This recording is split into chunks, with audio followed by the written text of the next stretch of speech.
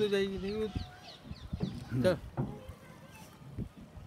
हाँ भैया बोल। हाँ, लीला ब्रज। एक मिनट। लीला ब्रज ये दूसरा गौलोक है। लाइट आ रही है इधर अब से। यूं, हाँ यूं। ये भूमि यूँ पकड़ दो। लीला ब्रज दूसरा गौलोक है। ये भूमि गौलोक से आई है, तो ये ब्रज की भूमि भारत भूमि से अलग है, क्योंकि ये भूमि गौलोक से आई है और ये दूसरा गौलोक है।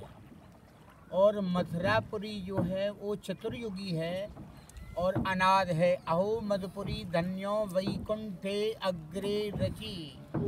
और यहाँ जो 24 घाट हैं, गायत्री के जो मंत्र के अक्षरें हैं वो 24 हैं, और मथुरा में जो घाट हैं वो भी 24 हैं। ये गायत्री मय ब्रज और मथुरा है। इसमें भगवान की 10 लीलाओं का समावेश है, जिसमें यमुना जी सभी लीलाओं में उपयोगी हैं। और यमुना जी नदी नहीं है, ये कृष्ण की चौथी प्रिया हैं।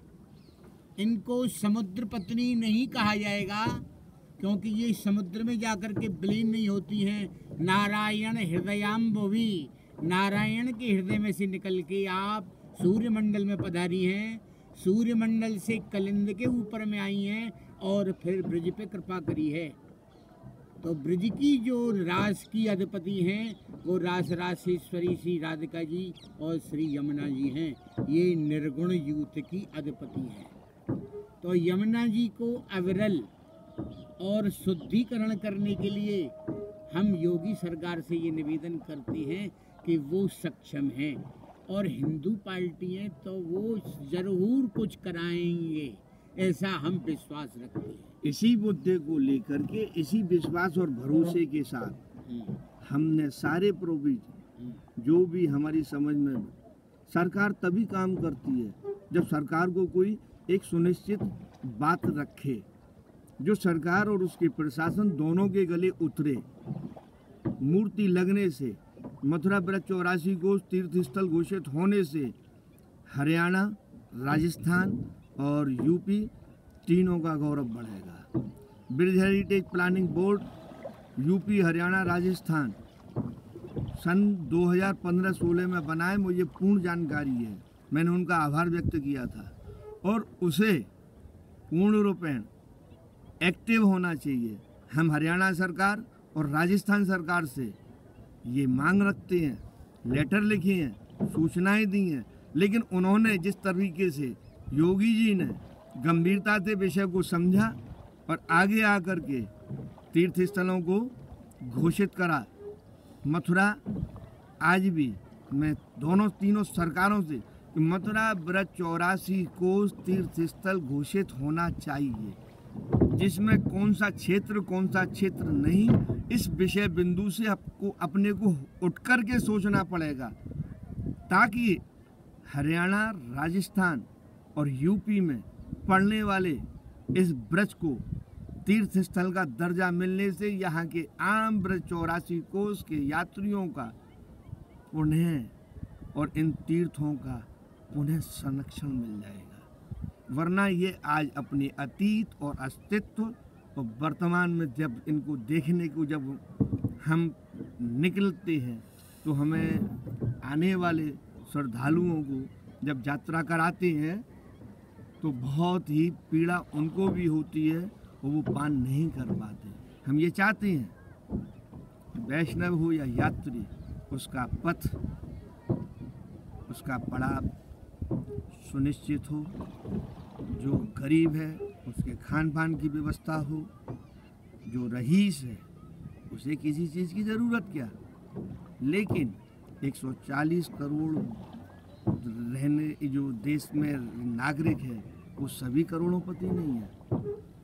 इसलिए मथुरा ब्रज 84 को तीर्थ स्थल घोषित हो, इसी के लिए ये 2023 में 22/3/2023 से जब 2 संवत 2080 बैठेंगे वो उस समय पे 2 भुजा की और 4 भुजा की और 8 भुजा की और सहस्त्र भुजा की मूर्ति का शिलान्यास माननीय हमारे मोहन भागवत जी और श्रीमान मोदी जी और श्रीमान योगी जी के इसी विश्रांत घाट पे बीचों बीच सामने यमुना जी में लगे, ऐसा हम विचार करते हैं।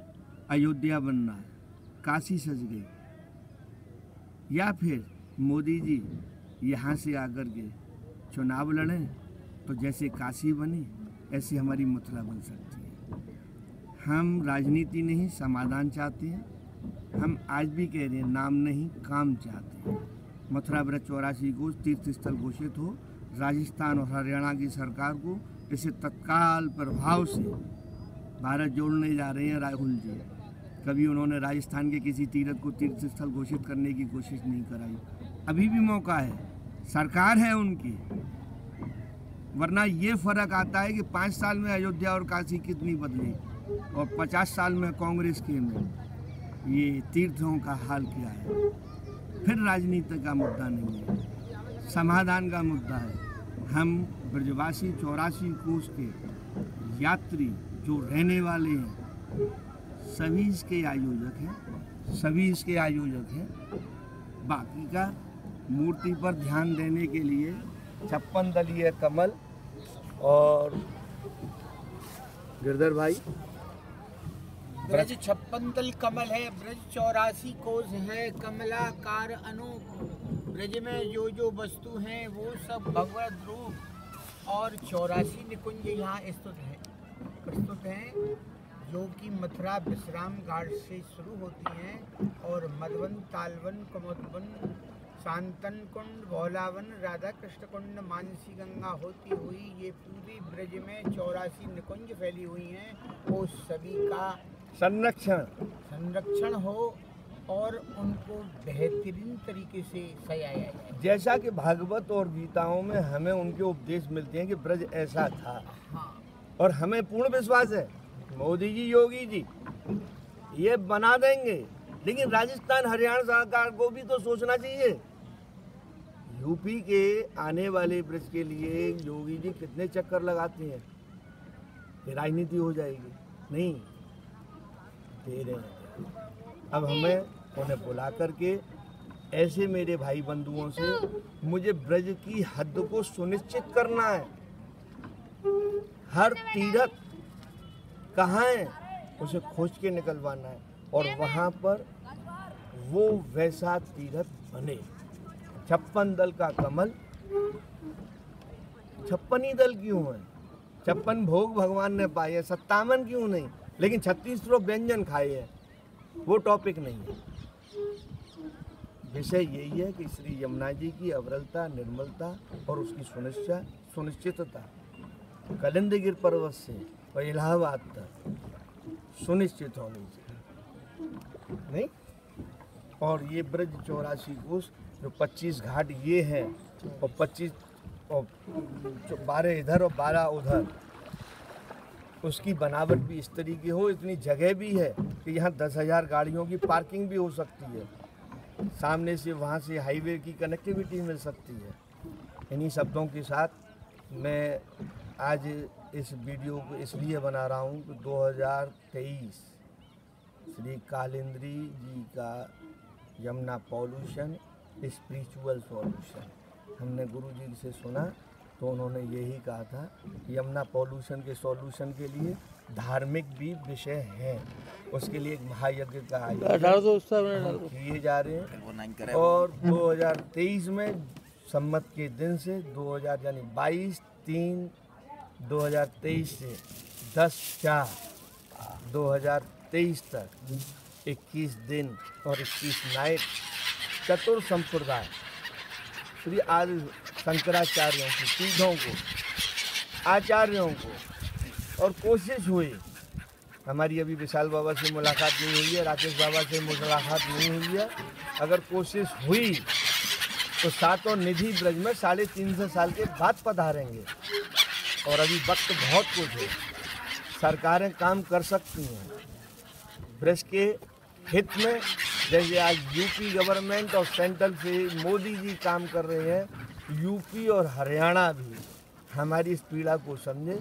हम राजनीति नहीं समाधान चाहते हैं, हम नाम नहीं काम चाहते हैं। इन शब्दों के साथ हमारी श्री यमुना जी और व्रत 84 कोष को ये उसका अधिकार है और करोड़ों इसके जो देश विदेश में अनुयायी हैं, अगर मथुरा में आकर के यमुना पान करने की कोशिश करते हैं तो उन्हें वो डर निकलना चाहिए।